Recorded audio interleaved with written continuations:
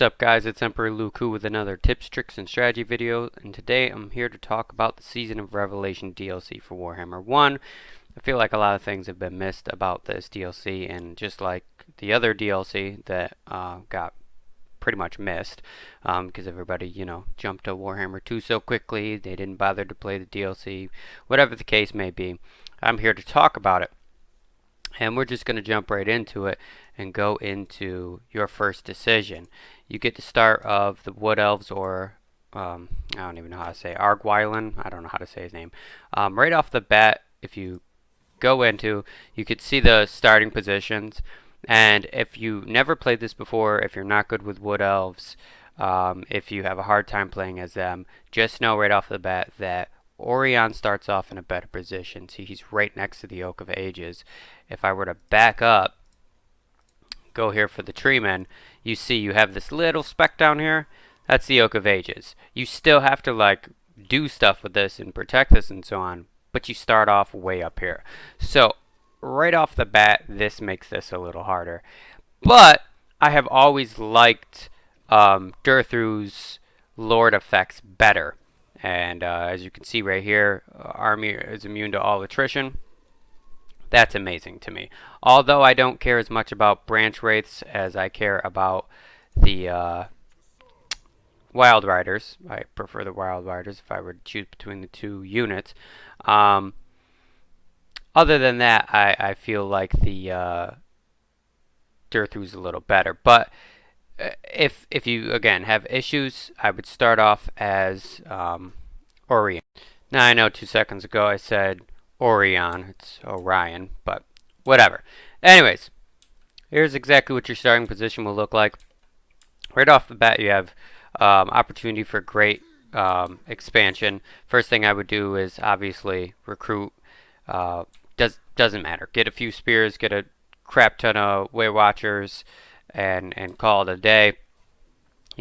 Level this up however you want to. I always usually go for defensive purposes right away because I don't want to have to worry about it later on. Bring this up so you can get the war dancers. So I'm just going to do that now. So recruit, get a nice stack, or sometimes what I do is I'll get like a spear, 2 more Way Watchers. I'll wait a turn and then I'll run up on this dude if he doesn't, run away. You can run up on him right away if you want to, and then take this right away if you want to. Regardless, you want to take care of this situation very quickly. And then, just build a nice stack. Hop over here. What I would recommend doing is so you don't trespass. Go, the world roots route. I was going to say the under city for some reason, and just kind of jump over there so you don't trespass over here, and you can take that, and you don't really have to worry too much. These guys can be a little difficult sometimes to get an alliance with or anything like that, so I just end up taking them out and whatever. But yeah, a little better of a starting position in this situation, because you have opportunity to quickly expand, and you don't have a lot of starting risk besides this guy right here. Now that's a little different for Durthu, and I'm about to show you. Okay, so with Durthu, you need to know one thing. Okay, yes, you have this spot right here that you can take, and it's very tempting. But here is the issue. Okay, a lot of times, especially on the higher difficulties, okay, these two douchebags here will turn on you very quickly, and I've even had this guy do that. As you can see, they kind of start off as missed the thing there. Start off as kind of a low neutral. Same thing here. It's not recommended to just move right over here and take this quickly for that aspect. I've done that and tried to build up, and immediately one or both of these guys just declared war and went straight here. So it's not recommended that you do that right away. Bide your time a little more with Durthu, and just take it kind of easy. Okay, and as far as skills go with Durthu, you're obviously going to want this. This is weapon strength for all units, all of your forces faction wide. Now with him, you know, and I cover skills, and I'll post a video in the description below. I cover how I do skills with most factions and leaders, and I kind of follow the same. Durthu is very tanky, so for him, I get a lot of his, you know, his top row skills here. He's got a lot of little pretty decent magical effects here. This right here, you know, Flock of Doom, everybody knows that's great. I make him even more tankier, so he just rips through people. And when I have leftover stuff, I go down here because he's got a lot of stuff that just goes for the whole army. That is just, you know, it just covers everything. It just blankets everything. It's not, you know, restricted to one specific unit. Okay, like armor for the entire army, melee attack for the entire army. You know, these are all you could go through this, and depending on how you do your setup, if you're, you know, going to aim for a specific setup, a lot of these can be good. And then you know, I come down here and I might try to aim for this if I have enough points left over. I usually don't, but if I do, come down here and get my unit experience, aim for that. That's pretty much for Durthu. I'm going to jump over to Orion real quick. Alright, so now we're back at Orion. Jump in the skills. Right off the bat, you know you're going to want this, missile damage. Heavy archers for him. You know, he's got some more unlockable missions for him, which is great because these are awesome little add-ons here. And for Orion, you know, I can't stand ranged units, any archers, crossbows, whatever, for lords. I cannot. So me personally, and you may, you know, get this, you know, differently for you know, different opinions on this. So what I personally do for him is I go in the red, and I get, you know, a lot of these top skills, and then a lot of these bottom skills, and I get some stuff down here in the blue. Again, I like my unit experience, get some stronger, quicker, my units, and so on and so forth. But yeah, I go straight for the army buffs. And with him, you know, I'm going to use a lot of kind of guerrilla warfare, but you got to be careful. And here's the thing, and I'm going to jump right into unit composition really quick. You can't treat this like a regular campaign, because as you can see around you, well, no, you can't see around you, but I'll show you. Just from your starting position, these are Woodelves. These are Woodelves. You know what I mean? You know, up there you saw these were Woodelves. These are Woodelves. Durthu and 3 other Woodelf factions. You're surrounded by Woodelves. You're going to have to probably fight Woodelves. So you have to do tactics with Woodelves that will beat Woodelves. It's not like just spamming a specific unit that nobody else's faction can catch. You're going to be fighting beastmen, but they're like the least of your issue. You know, when on this faction, in this DLC, it's the Woodelves you need to worry about. Now I jumped ahead here to show you some things. As you can see, this is what the map is looking like now. Let me do diplomatic. So as you can see, I got a lot of little alliances going.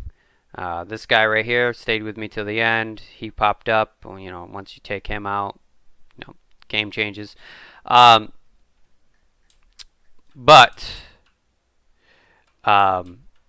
you know, you can see that all of this is forest land. Okay, all of this is forest land. All this, all this, all this.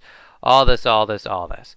These are all going to be Woodelves. These are going to be your first issue. So you have to build like it's your first issue. Now, a lot of people will say just get a lot of Glade Guards, some dragons, a couple, Sisters of Thorn or something like that.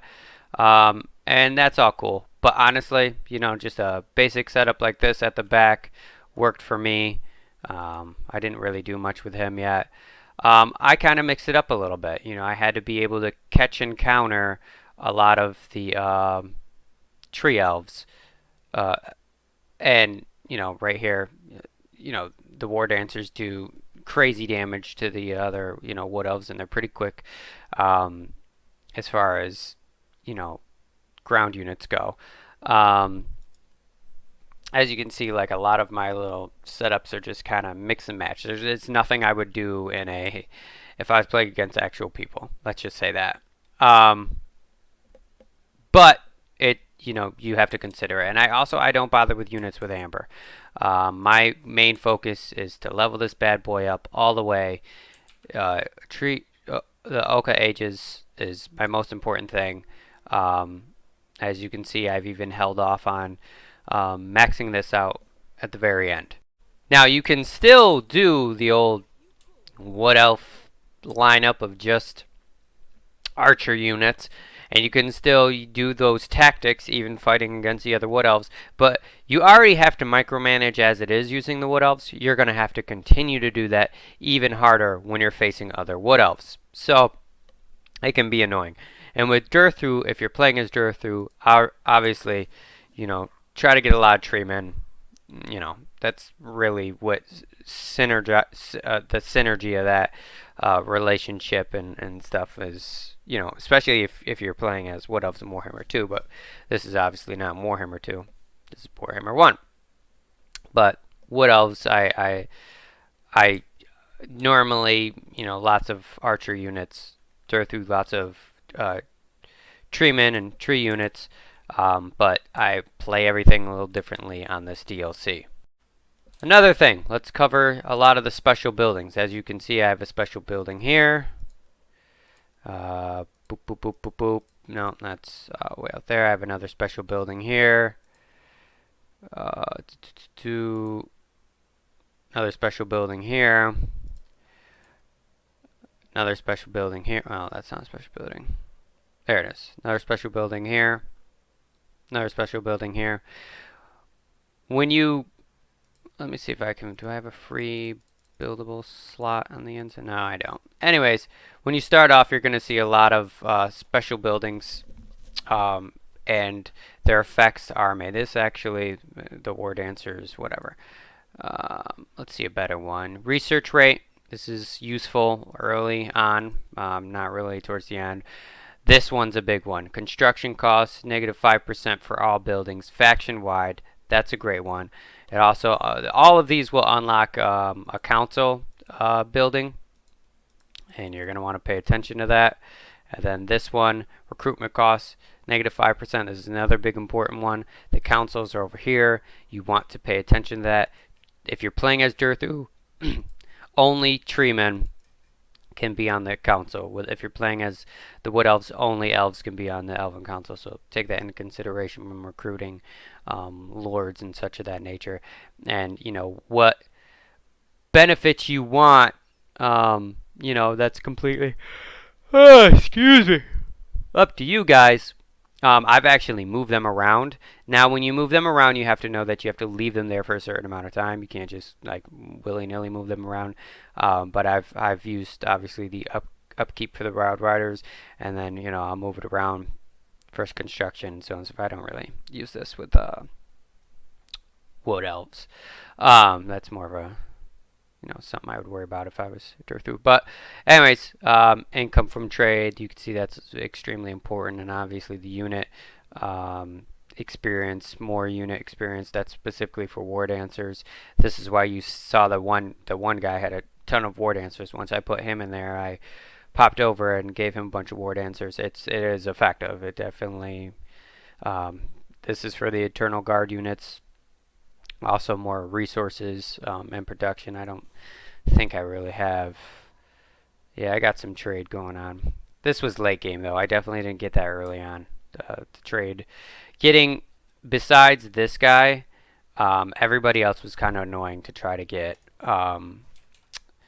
good relationship status with these guys. Now let's jump into the technology tree here.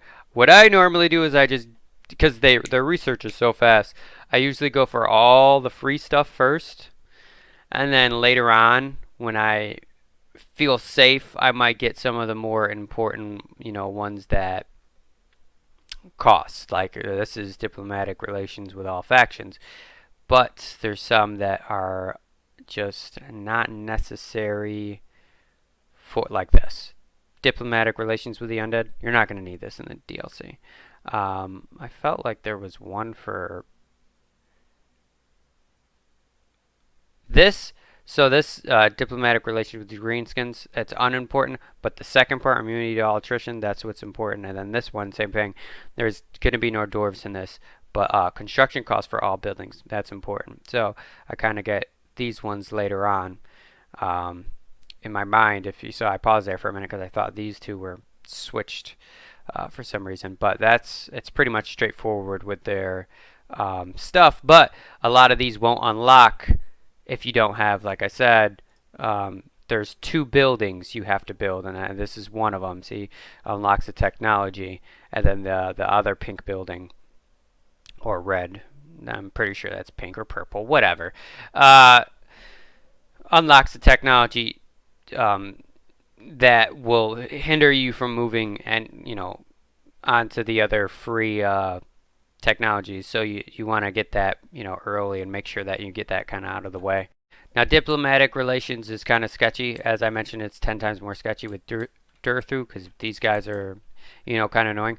What I do with the Woodelves is I actually try to get this corner secure. I get this little corner secure and I feel safe. I got stuff to push towards the front lines as is, and then I kind of I do take these two early, like right away, and then I focus my energy back here, and then I have like a nice surrounding area to protect the Oak of Ages. Now Beastmen will still just do right on through everybody and come here. The guys that were here, I actually was kind of cool with them for a little while. They were attacking Beastmen as they'd come along. These guys been my homies since day one, so I decided to keep them that way. They surprisingly been cool so far. Thought I was gonna have to put the smackdown on them, but they ended up being cool, and they jumped up here and took this territory, and they've been actually every time a beastman appears here, they've been handling it pretty easily. And just to recap, I don't use amber units. I save my amber. I make sure to put all my amber as much as I can. Excuse me again. Into the Oak of Ages. That is my main priority. I am like that even if I'm playing the campaign. And I don't use the amber to level up my settlements until the very end. And in this, you can actually level up these settlements all the way up to a certain point before you actually have to. Let me see if it's like that for him. Yeah, see? Oh, well, that's weird that now all of a sudden it won't let me. Well, that's quite annoying. If you're playing the campaign, that's a little different. If you're playing Warhammer 2, obviously that's a little different. But I expand as needed, usually with Wood Elves. When it comes down to Amber, I try to aim for diplomatic relations, playing as them. But in this DLC, again, I treat it like I need to treat it. And again, I expand to these 2 areas as quickly as possible, and I get here, and then I have my little corner. With Durthu, I'm much more hesitant to expand. I don't jump down right away. I actually just try to take these guys out, come here, so then I have, that didn't work. So then I have this whole little section here, and then I kind of keep an eye out if I have to go in this direction. And then, I have my front lines, and a lot of times the beastmen will just try to come right in through here.